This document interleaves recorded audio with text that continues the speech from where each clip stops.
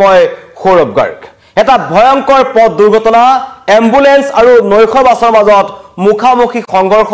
য'ত 3জন ব্যক্তিৰ থিতাতে মৃত্যু হৈছে আৰু বাকি 5জনৰ অৱস্থা অতি সংকটজনক তিনিচুকীয়াৰ যি মাকুম আছে মাকুমতে ভয়ংকৰ দুৰ্ঘটনাটো সংঘটিত হৈছে মোৰ পিছফালে আপোনালোকে দেখিছে এখন এম্বুলেন্স আছিল এম্বুলেন্সখন সম্পূৰ্ণৰূপে শেষ হৈ গৈছে সন্মুখৰ ভাগ আৰু এখন গুৱাহাটীৰ পৰা দিগবলৈ গৈ থকা এখন নৈশ বাছৰ মাজত মুখামুখি সংঘৰ্ষ লাগিছে এই ভয়ংকৰ পুৱতি নিশা এই ভয়ংকৰ দুৰ্ঘটনাটো সংঘটিত হ'ল য'ত এম্বুলেন্সখনত থকা 3জন ব্যক্তি থিতাতে মৃত্যু হৈছে আৰু 5জনক অতি সংকটজনক অৱস্থাত চিকিৎসালয়ত ভৰ্তি কৰা হৈছে তেওঁলোকৰ অৱস্থা অতি সংকটজনক মই প্ৰথমতে আপোনালোকক দৃশ্যাংশ দেখুৱা বিচাৰিছো হততে সেই অঞ্চলটোত খুব দুৰ্ঘটনা সংঘটিত হৈ থাকে এটো মাকুমৰ শুকান পুখুৰী বুলি কয় এই অঞ্চলটো আৰু এইটো হৈছে এইখন হৈছে এম্বুলেন্সখনৰ অৱস্থা দেখি আপোনালোকে অনুমান কৰিব পাৰিছে কিমান এটা ভয়ংকৰ পথ দুৰ্ঘটনা আৰু এম্বুলেন্সখনৰ নম্বৰ হৈছে AS01 RC5473 এইখন হৈছে এম্বুলেন্সখনৰ সন্মুখৰ ভাগ প্ৰায় শেষ হৈ গৈছে আৰু এইখন এম্বুলেন্সতে আছিল 8জনকৈ যাত্ৰী আৰু এইখন হৈছে নৈশ বাছখন এইখন হৈছে নৈশ বাছ আৰু ডিপ ট্ৰেভেলছৰ এখন বাছ আছিল এই বাছখন গুৱাহাটীৰ পৰা দিগবৈলৈ গৈ আছিল কোৱালিৰ কাৰণে ভয়ংকৰ দুৰ্ঘটনাটো সংঘটিত হৈছে বুলি প্ৰাথমিক অৱস্থাত সন্দেহ কৰা হৈছে তাত মাকুম আৰক্ষী তিনিচুকীয়া আৰক্ষী উপস্থিত হৈছে AS01 KC7799 নম্বৰ এখন বাছ কিন্তু সৌভাগ্যক্ৰমে এই নৈশ বাছখনৰ কোনো যাত্ৰী হতাহত হোৱা নাই বাছখনৰ ক্ষতিগ্ৰস্ত হৈছে কিন্তু এই দুখ লগা কথা যে এম্বুলেন্সখনত থকা 8জন ব্যক্তিৰ ভিতৰত 3জন ব্যক্তিৰ কিন্তু থিতাতেই মৃত্যু হৈছে আৰু একেবাৰে যিবোৰ মানুহ বা যিমান আমাৰ যাত্ৰী আছে যিসকলে এই উজনি অসমলৈ যায় ৰেল লাইনৰ কাষতেই এই ভয়ংকৰ দুৰ্ঘটনাটো সংঘটিত হৈছে এইখন হৈছে নৈশ বাছখন ঘন কুঁৱলী পৰিছে ৰাষ্ট্ৰীয় ঘাইপথত হয়তো কুঁৱলীৰ কাৰণে এই ভয়ংকৰ দুৰ্ঘটনাটো সংঘটিত হৈছে বুলি সন্দেহ কৰা হৈছে আৰু কিছু তথ্য আহিছে কিছু সময় আগলৈকে আচলতে এই মৃত লোকসকলৰ পৰিচয় উদ্ধাৰ হোৱা নাছিল কিন্তু আমাৰ এটা তথ্য আহি পৰিছে মৃত লোককেইজন হৈছে মঞ্জু ভূঞা গোবিন ভূঞা আৰু কুমাৰ চেত্ৰী এম্বুলেন্সখনত 8জন আৰোহী আছিল তাৰে 5জনক অতি সংকটজনক অৱস্থাত তেওঁলোকক ভৰ্তি কৰা হৈছে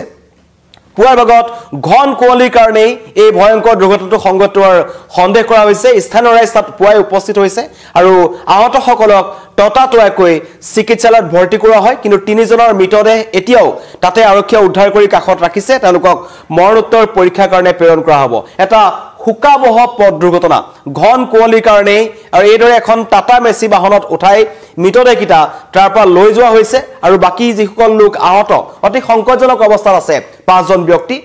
মই ইতিমধ্যে নাম জনাইছো মঞ্জু ভূঞা গোবিন ভূঞা কুমাৰ চেত্ৰী আৰু এওঁলোক দিগবৈ পাভৈ দিশৰ ফালৰ পৰা আহি আছে বুলি কোৱা হৈছে যিমান তথ্য আমাৰ হাতত আহি পৰিছে আৰু আহি থকা অৱস্থাতে হঠাৎ মুখামুখি সংঘৰ্ষ হয় আৰু দিগবৈ যেটো পাৱৈ বুলি যেটো অঞ্চল আছে পাৱৈৰ পৰা এই এম্বুলেন্সখন আহি আছিল আৰু ৰাষ্ট্ৰীয় ঘাইপথত এই বাছখনৰ সৈতে মুখামুখি সংঘৰ্ষ লাগে তাৰ পিছৰ দৃশ্য হৈছে এয়া তাত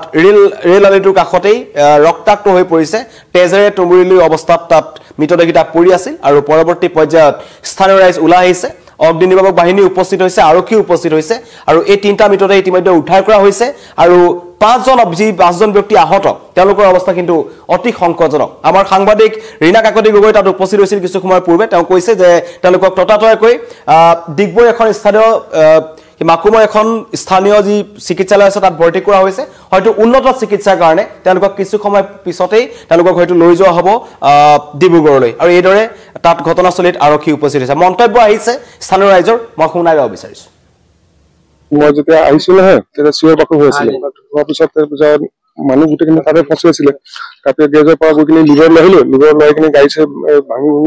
মানুহকেইটা গোটেইখিনি অপৰাধ কৰা 2টা মানুহতে স্পট ডেথ লগে লগে তাৰপিছত ড্ৰাইভাৰটো আপোনাৰ ভৰিটো ভাঙিছে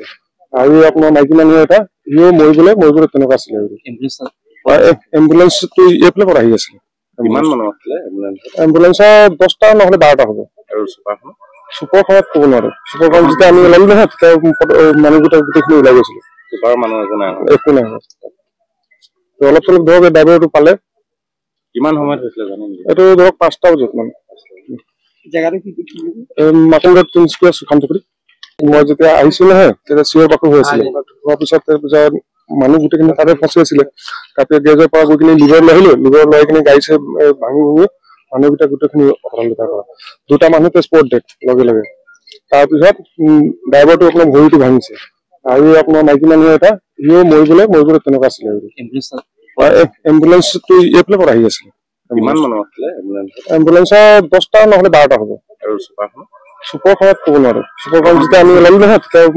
মানুহকেইটা গোটেইখিনি ওলাই গৈছিলে চুপাৰ মানুহ একো নাই অলপ চলপ ধৰক ড্ৰাইভাৰটো পালে কিমান সময়ত হৈছিলে জানেন এইটো ধৰক 5টা বজাত মানে জায়গাটো কি মাতংগা তিনস্কুৱাৰ সুখামপুৰী তাত এতিয়াও উদ্ধাৰ অভিযান চলি আছে আৰু এই দুৰ্ঘটনাটো ইমানে ভয়ংকৰ আছিল যিখন এম্বুলেন্স আছে তাৰ পৰা মৃতদেহ উলিয়াবলৈ বহু সময় লাগিল তাৰ ভিতৰত আবদ্ধ হৈ পৰিছিল কেবাজনো আৰু মৃত লোকসকলৰ ভিতৰত এগৰাকী মহিলা আছে দুজন পুৰুষ আছে এতিয়ালৈকে আৰু 5 জনৰ অৱস্থা যি কৈছো এই এম্বুলেন্সখনত মুঠ 8 জন লোক আহিছিল বুলি কোৱা হৈছে তাৰে 5 জনৰ অৱস্থা কিন্তু এতিয়াও অতি সংকটজনক তেওঁলোকৰো কাৰোবাৰ মৃত্যু হোৱাৰ হ'ব পাৰে বুলি আশংকা কৰা হৈছে কাৰণ অতি ভয়ংকৰ এটা পথ দুৰ্ঘটনা আৰু এই অঞ্চলসমূহত ৰাষ্ট্ৰীয় ঘাইপথত এনেকুৱা সময়সমূহত পুৱাৰ ভাগত খুব কোঁৱলী পৰে আৰু কোঁৱলীৰ কাৰণে এই এতিয়াও দেখিছে আপোনালোকে কোঁৱলী তাত পৰি আছে এই কোঁৱলীৰ কাৰণে এই দুৰ্ঘটনাটো সংঘটিত হোৱাৰ সন্দেহ কৰা হৈছে নে তীব্ৰ বেগত আছিল বাছখন নে বাছখন গৈ খুন্দা মাৰিলে সেইবোৰ তদন্ত আৰক্ষীয়ে কৰিব কিন্তু এয়া হৈছে বাছখনৰ সন্মুখ ভাগ আৰু বাছখনৰো যথেষ্ট ক্ষতি হৈছে সন্মুখৰ ভাগৰ গ্লাছখন ভাঙি গৈছে সাইডত ভাগি গৈছে কিন্তু সৌভাগ্যক্ৰমে এই নৈশ বাছখনত থকা যাত্ৰী কোনো হতাহত হোৱা নাই কিন্তু এম্বুলেন্সখনত খুন্দা মৰাৰ কাৰণে এম্বুলেন্সখনৰ 3জনকৈ যাত্ৰী তাতে নিহত হৈছে আৰু বাকি 5 জনৰ অৱস্থা অতি সংকটজনক ঘটনাস্থলীত আৰক্ষী উপস্থিত হৈছে তেওঁলোকে তদন্ত কৰি আছে ঘটনাৰ কাৰণ কি কাৰণত এই ভয়ংকৰ দুৰ্ঘটনাটো সংঘটিত হ'ল কাৰণ কিছু সময় পূৰ্বে তিনিচুকীয়া আৰক্ষীৰ উচ্চপদস্থ আৰক্ষী বিষয়াসকল তাত উপস্থিত হৈছে আৰু ঘটনাস্থলীত তেওঁলোকে ইতিমধ্যে তাৰ পৰা বিভিন্ন ধৰণৰ তাত পৰীক্ষা নিৰীক্ষা কৰি আছে স্থানীয় ৰাইজৰ মন্তব্য লৈছে কোনে দেখিছিল নৈশ বাছখনৰ যিজন চালক আছে তেওঁকো তাত ৰখা হৈছে এম্বুলেন্সৰ চালকজনো খুব গুৰুতৰভাৱে আহত হৈছে তেওঁক লৈ যোৱা হৈছে আৰু সন্মুখৰ ভাগত থকা দুজনৰ মৃত্যু হৈছে এই এম্বুলেন্সখন ক'ৰ পৰা আহিছিল তাৰ কিন্তু সঠিক তথ্য এতিয়ালৈকে আহি পৰা নাই এখন যিকেইজনৰ নাম মই কৈছো মঞ্জু ভূঞা তেওঁলোকৰ ক'ৰ পৰা আহিছিল তেওঁলোকৰ প্ৰকৃত ঘৰ ক'ত তাৰ কিন্তু তেওঁলোকৰ উদ্ধাৰ হোৱা নাই তেওঁলোকৰ পৰিচয় কেৱল নামবোৰ এতিয়ালৈকে জানিব পৰা গৈছে যিমানখিনি তথ্য আমাৰ হাতত আহি পৰিল মই আপোনালোকক জনাইছো যে মঞ্জু ভূঞা গোবিন ভূঞা কুমাৰ চেত্ৰী তেওঁলোকৰ ইতিমধ্যে মৃত্যু হৈছে আৰু হয়তো এম্বুলেন্সখনৰ যিটো নাম্বাৰ আছে এম্বুলেন্সখনৰ নাম্বাৰটো আমি পুনৰ এবাৰ কৈ দিব বিচাৰিছো এই বৰপুখুৰী যেটো অঞ্চল আছে তাতে এই ঘটনাটো সংঘটিত হ'ল মাকুমৰ এম্বুলেন্সখনৰ নাম্বাৰ হৈছে AS01 RC 5473 এখন এম্বুলেন্স ক'ৰ পৰা আহিছিল এতিয়ালৈকে কিন্তু তিনিচুকীয়া আৰক্ষীৰ হাতত তথ্য নাই তেওঁলোকৰ তাত উদ্ধাৰ হোৱা যিবোৰ পৰিচয় পত্ৰ আছে আইডেন্টিটি কাৰ্ড পোৱা গৈছে তাৰ পৰা বা তেওঁলোকৰ বিভিন্ন ধৰণৰ নথি পত্ৰৰ জৰিয়তে তেওঁলোকৰ নাম মঞ্জু ভূঞা গোবিন ভূঞা আৰু বাহাদুৰ চেত্ৰী বুলি জানিব পৰা গৈছে কিন্তু সঠিক তথ্য এতিয়ালৈকে আহি পোৱা নাই আৰু এই ড্ৰিপ ট্ৰেভেলছৰ যিখন বাছ আছিল বাছখনৰ নাম্বাৰ হৈছে AS01 KC 7799 পুৱাৰ ভাগতে এটা হুকাবহ পথ দুৰ্ঘটনা পুৱাই 4:30-5 মান বজাত এই ভয়ংকৰ দুৰ্ঘটনাটো সংঘটিত হৈছে বুলি কোৱা হৈছে আৰু মাকুমৰ যিটো শুকান পুখুৰী অঞ্চল আছে এই অঞ্চলটোত এতিয়া নহয় আগৰ প্ৰায় তাত এটো এটা দুৰ্ঘটনা সংঘটিত হৈ থকা এটা প্ৰবল অঞ্চল হয় ইয়াত প্ৰায় দুৰ্ঘটনা সংঘটিত হয় আৰু এনেকুৱা সময়ত যেটো এটা কোৱালিৰ সময় এই সময়ছোৱাত কিন্তু এই অঞ্চলসমূহত দুৰ্ঘটনা বৃদ্ধি পায় সেইকাৰণে সকলোৱে সাৱধান হৈ গাড়ী চলাব লাগে বুলি ইতিমধ্যে কোৱা হৈছে কিন্তু এই অঞ্চলসমূহত দুৰ্ঘটনা সংঘটিত হৈ থাকে উদ্ধাৰ কৰিবলৈ তাত বিভিন্ন ধৰণৰ দল উপস্থিত হৈছে অগ্নিনিৰ্বাপক বাহিনী উপস্থিত হৈছে